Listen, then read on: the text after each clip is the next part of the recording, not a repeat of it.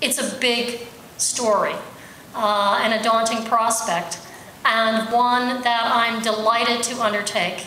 I've already done research on American women's clubs in Calgary and Toronto in Canada, and that experience led me to this larger concern about charting American women's clubs worldwide.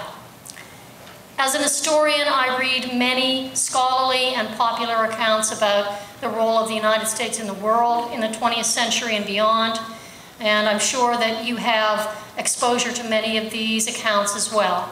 The story I want to tell is from a different perspective.